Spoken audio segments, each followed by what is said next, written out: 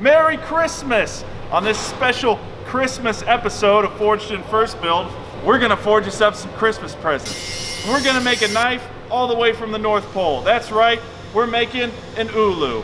So let's get to it. So today we're making an ulu knife, or an uluette knife. Now this is a traditional knife from the Inuit peoples from all over the world. It comes in a lot of different shapes and sizes. We're making it out of Damascus steel. It's gonna have exotic wood on the handle. So the first thing we have to do, take our pieces of steel, forge weld them together, and make that beautiful Damascus. So, one of the things you want to always remember when making Damascus steel is that the surface needs to be clean. So I gotta grind this all clean, or it's not gonna fuse.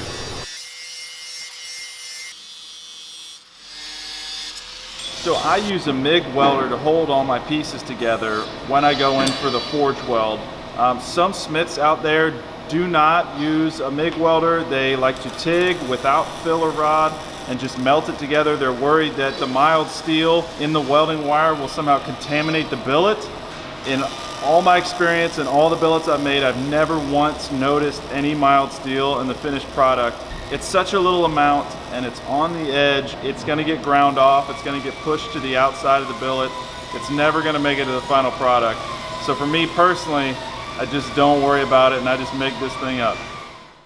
All right, so when you're working steel with Big Blue and getting things up to welding temperature, your work stick will start to just lose mass over time and eventually break off. So I'm gonna get a little bit of thicker material here and make a nicer stick, so hopefully that doesn't happen.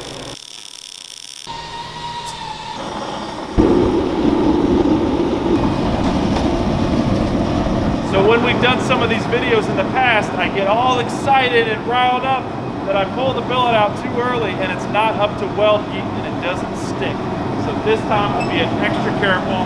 So really move this piece back and forth, take my time, and make sure we get up to temperature.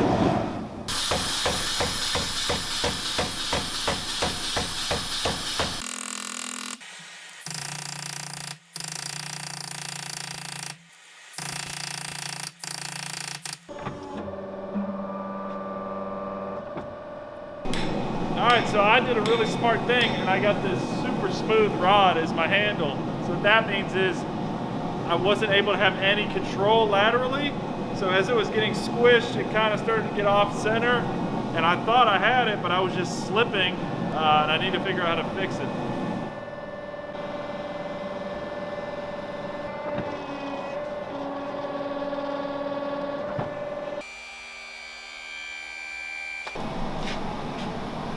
All right. Good? Yeah. Even the forge scale has layers.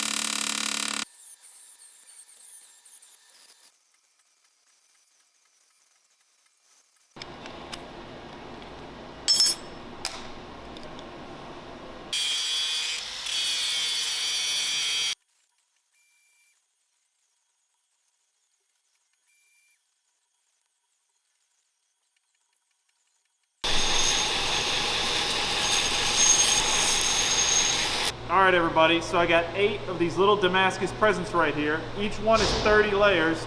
30 times 8, 240. So once these all get stacked up, we're going 240 layers of steel, baby. Let's go.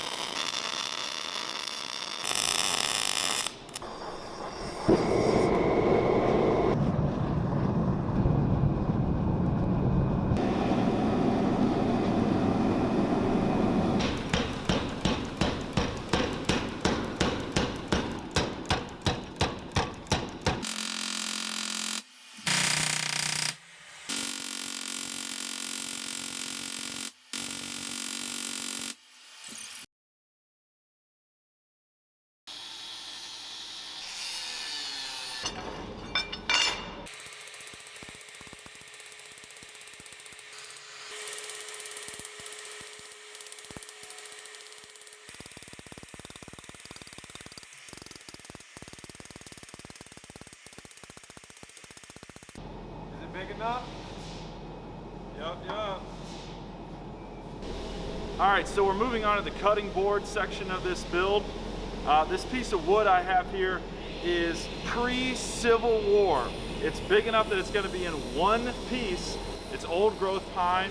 This stuff doesn't really exist anymore because now a lot of 2x4s you get are made on farms, you know, are made to grow quickly and be harvested for lumber. But this was able to grow naturally in the forest, and you can just see right here, this looks different than any pine you'll see, how dark these rings are, how tight they are.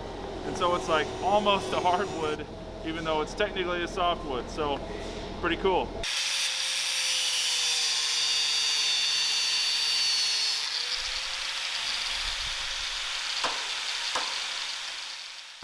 So as you can see, I went ahead and just cut out a lot of the shape. I was just spending way too much time on the forge, and time is money, especially when you're burning gas. But now I'm a little flat at the bottom, and I'm gonna take it back to the forge and work it over the horn in this middle section and try to bring that down while giving more of a curve overall. And just kind of hammer out some spots where I think it needs a little love.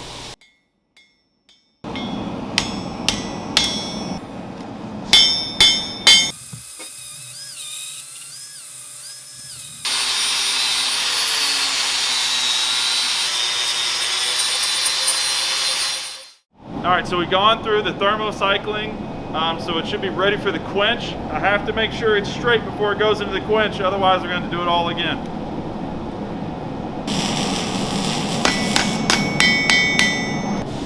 Quench town.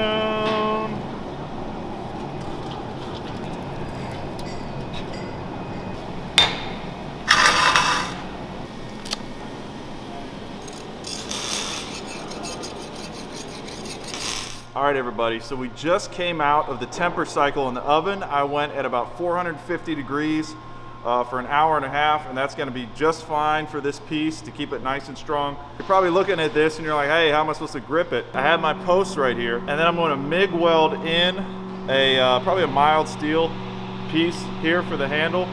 But I need to find out how wide this handle is gonna be, and then how much room I need to be able to fit my fingers under here comfortably and hold on to the whole piece and be able to use it without feeling uncomfortable.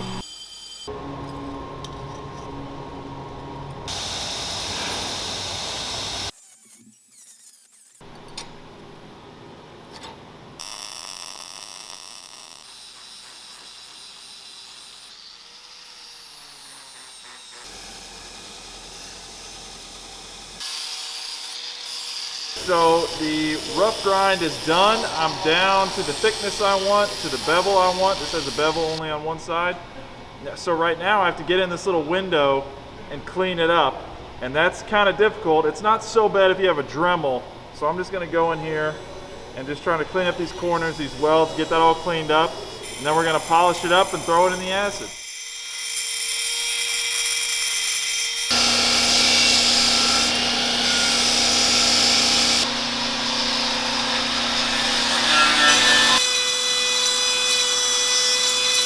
Okay, so I'm working on a very well-worn 220 grit belt right now, just to get all the marks out from the lower grits. Now, I'm not dipping in water. At this point, I personally don't like to introduce any water or oil or anything that can cause rust or leave a film. I want to be clean from here on out, so I got to kind of wave it around. At this point, I'm going to hit 220 on the orbital sander, do that till it's well worn down, clean it up, go in the acid.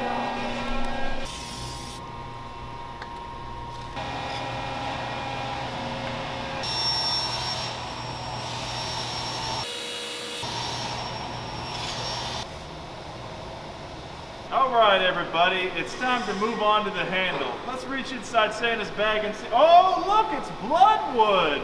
Wow, it's gonna look great. Let's go cut it up.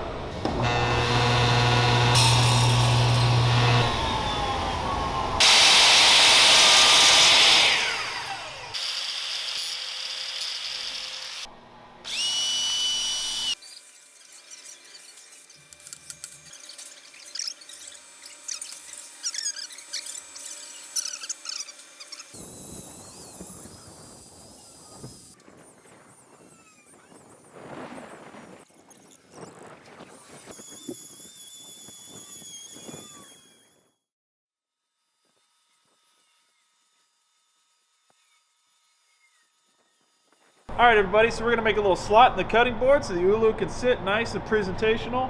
How we're gonna achieve that, I'm just gonna take this circular saw and make a plunge cut, and just be very careful, and it should be good.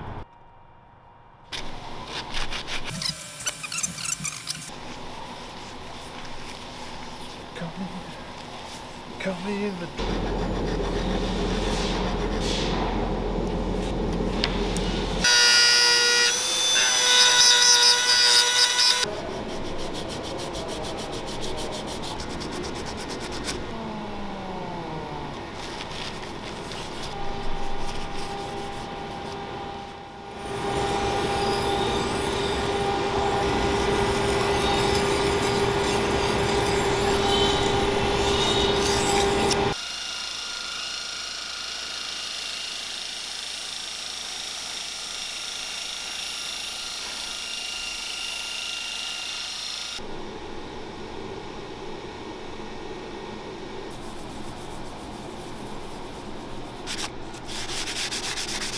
All right, everybody, so there it is. The Ulu turned out great. The pattern looks great. Everything came together. It had minimal problems. It was kind of tough getting in this little window here and cleaning everything up, but overall, not too bad. It's a little interesting to do the rocking motion. I will say it did its job. It sliced, it diced, and it chopped these peppers up quite nicely. So I'm happy with it.